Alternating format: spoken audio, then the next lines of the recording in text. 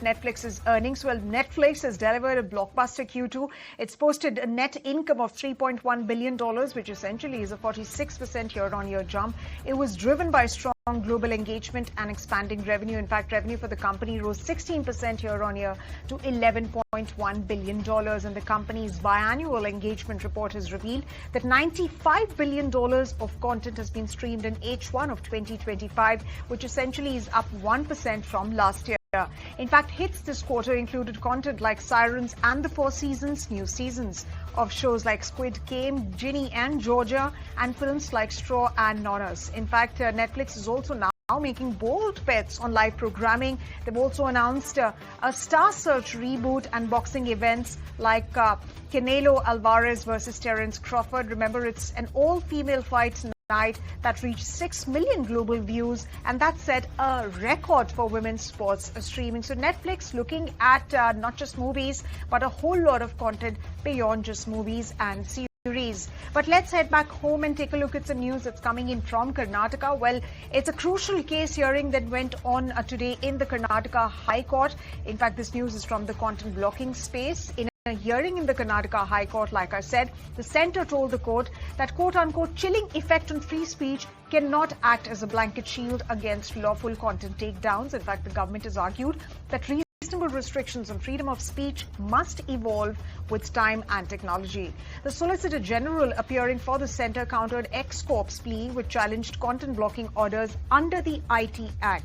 Now, X-Corp, which was formerly Twitter, owned by Elon Musk, said that such orders create fear amongst users and deter them from posting freely.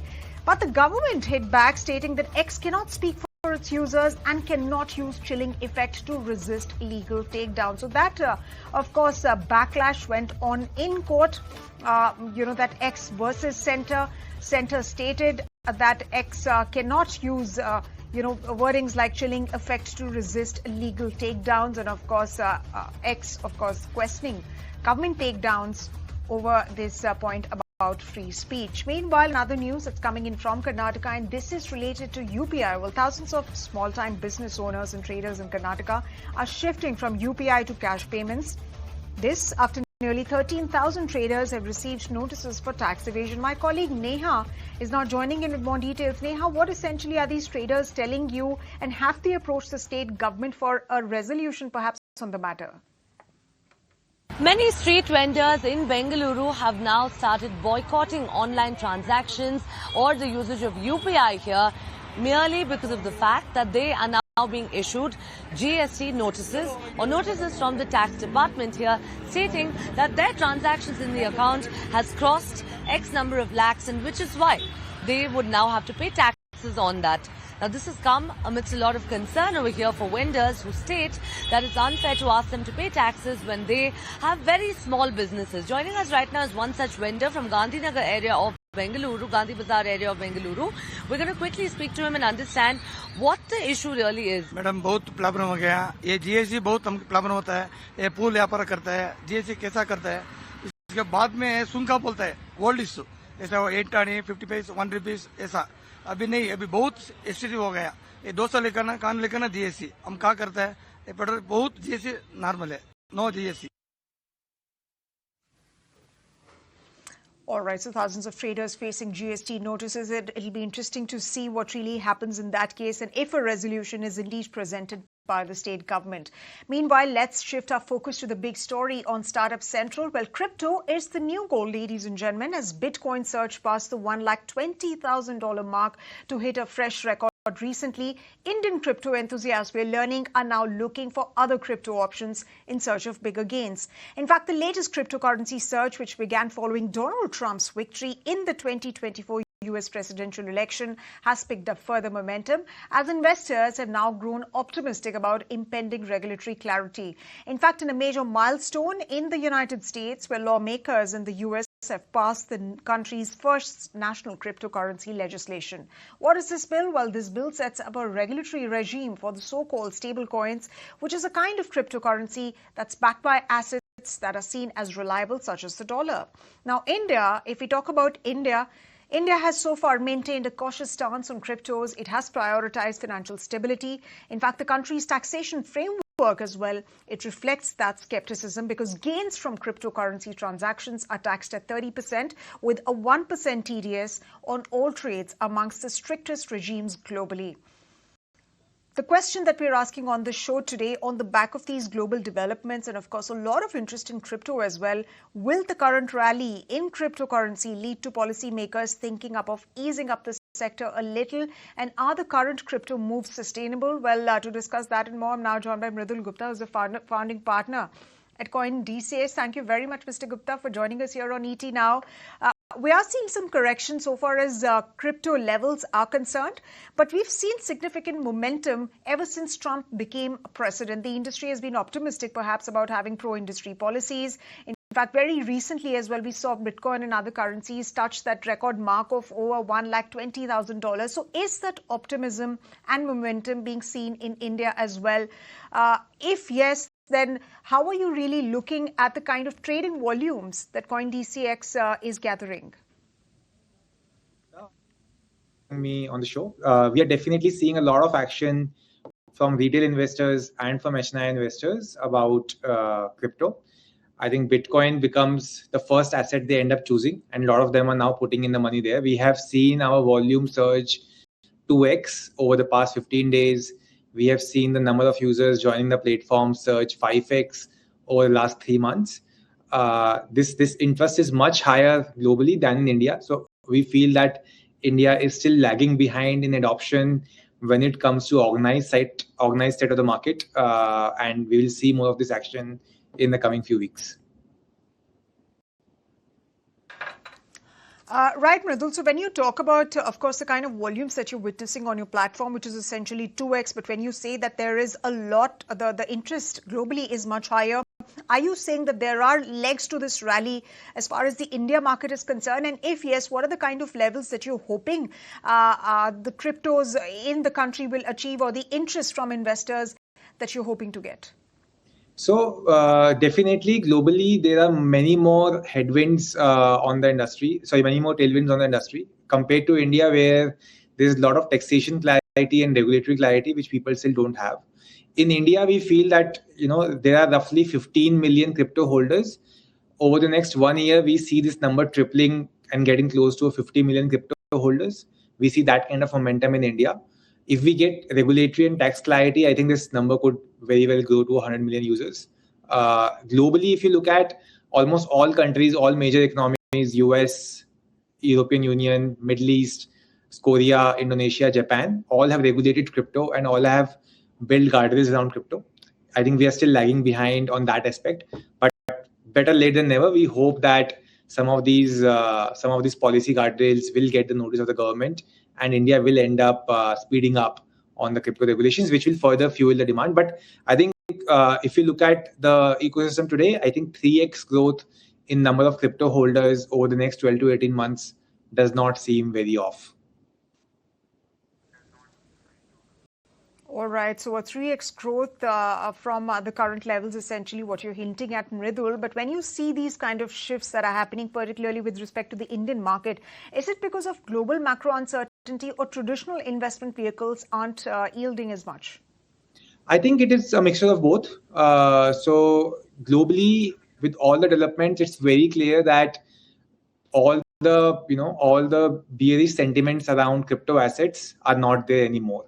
All major countries are accepting it, all major financial institutions are accepting it, and retail investors are just getting in new capital into the markets, which is leading to Bitcoin breaching ATH levels every now and then.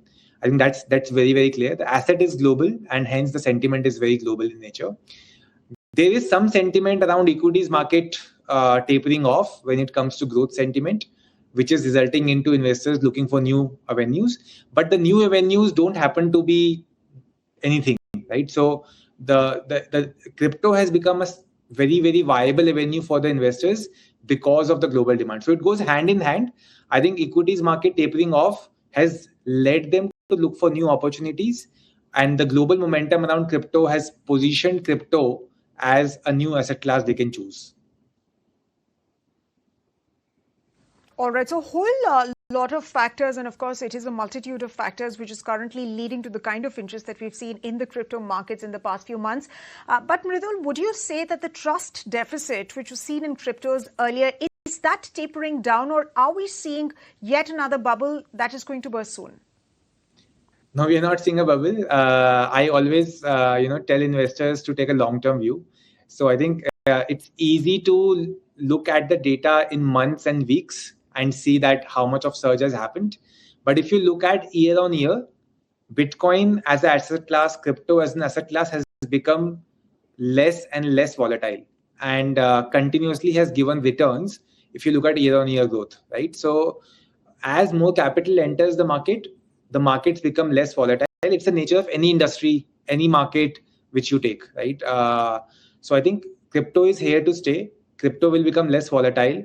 I would urge investors to consider the category not from a short-term gain perspective because the market is on the rise. They should think about a bulk investment now. That should not be the case.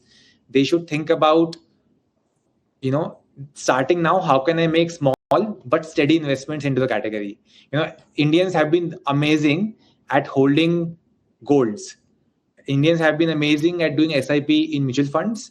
And I would request investors to again think about the category not from a single bulk investment perspective, but look at it more from a sustained investment, which they can do over the next 1 to 5 years and see their capital getting appreciated in the category.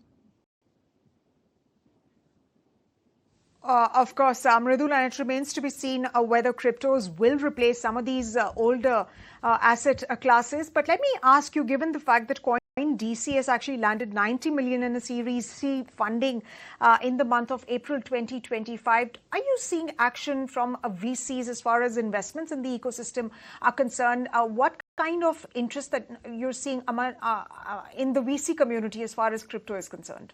So this news is little old. So we had done our Series C around 2 years back, 2.5 years back. We have seen a lot of seed investing getting picked up in the market. We have seen a lot of global investors investing in DeFi protocols, where the founders continue to be Indian founders. But the large ticket check sizes are still not happening in India. They're happening outside. We are seeing companies IPO. We are seeing M&A happen a lot. We are seeing a lot of big ticket sizes, valuing company at $1 billion happening a lot outside. India, because of the lack of regulatory clarity, lack of policy clarity, we still don't see big ticket sizes. Although a lot of activity has started picking up on smaller ticket sizes. Ticket size anywhere from $500,000 to $5 million is where we are seeing a lot of activity. We in fact have our venture arm, which is now very, very active and looking at new projects around crypto market for the new investments. Right, Mridul, let me ask you, since you're talking about regulatory clarity and of course policy clarity, do you think that this rapid adoption in crypto would perhaps lead to any change so far as the stance of the Indian government is concerned, at least in the foreseeable future, in the near term, given the fact that there's been a lot of interest in the crypto market as a whole, and of course as of now the Indian government has remained rather cautious when it comes to investing in cryptos, but you think that there will be a change of stance? So, Sumita, not just because of the rally, but I think with all the macro actions happening around the category, around adoption from retail and adoption from big institutions, and regulation across multiple countries over the world, I think those two factors, along with the positive momentum which the category is getting, I think all these three factors are leading to the right dialogues between the government authorities and the industry. We are seeing the dialogues getting picked up over the last 3 to 6 months. I don't think it is at a pace where we can start defining the regulatory guardrails around the industry, but they're definitely more than what was happening in 2024 or was happening in 2023.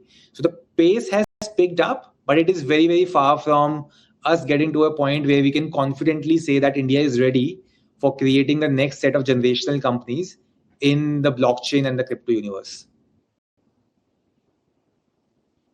How far are we from the time? I'm hoping it is 12 months, but on a realistic note, it feels like maybe 18 to 24 months. I think we'll get there sooner or later. It's just about if we can get there faster. we will get to see more companies like CoinDCX getting created from India, creating new employment opportunities, and challenging the global majors on creating legendary companies. Okay, Mridul, now, of course, when we talk about cryptocurrency and related, news moves, whether it's related to Donald Trump actually supporting cryptos in his election campaign, and of course, after that, we've seen the kind of surge in volumes, a surge in activity in the crypto sector. But let's also address this news that's coming in that, there's been a regulatory regime for stable coins in the United States. And in fact, that's backed by assets that are seen as reliable, like the dollar. And lawmakers in the United States have passed the country's first major national cryptocurrency legislation. How are you seeing that move, and how do you anticipate that the impact of that move, the ripple effect of that move, and how it's going to shape for the global crypto industry? That's a great question. I think just before this, you were talking to someone who was talking about UPI. And in India, just with the transfer of value on a mobile-led interface, created so much of digital independence around payments, around merchants, and around consumers wanting to pay at their own pace. Think about if that, not just that transfer is digitized, but also the actual currency, the actual financial services built on top of it, the lending, borrowing which happens, the cross-border transfers which happen, all of it can be digitized and available to people at the click of a button. So I think that's what stable coins are really doing. Most of these stable coins are backed by either US dollars or euro as a backup. So they are pegged 1:1. So in a way, they are equivalent of a dollar or of a euro available on chain. But what it brings with it is interoperability, right? So just download a crypto wallet and you can start making transactions across the globe. You can start participating in financial services across the globe. You can start investing in financial products across the globe. That's what it is unlocking for the masses across different countries, across different personas. The implications of this is vast, right? Like India, for example, receives so much of remittance. It's one of the biggest remittance corridors, and we pay so much on making this remittance happen. Now with stable coins, if you have a remittance-based flow, suddenly the cost of remittance goes to zero, right? We end up saving billions of dollars every year, right? Think about countries like countries in Africa, right, who do not have stable currencies. There, the stable coins allow merchants to trade very effectively. So it becomes the equivalent of a transaction banking. We are seeing that action happen in our Middle East business. We are seeing that action happen in the African economies. It's creating a new transaction banking software, right, where merchants across different countries can interact and exchange value seamlessly.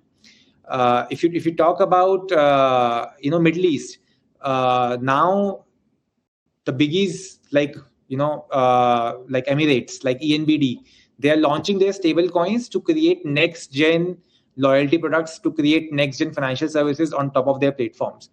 So it is leading to a faster adoption of all the financial products, starting with payments, but then ending at all the lending, borrowing, loyalty kind of products.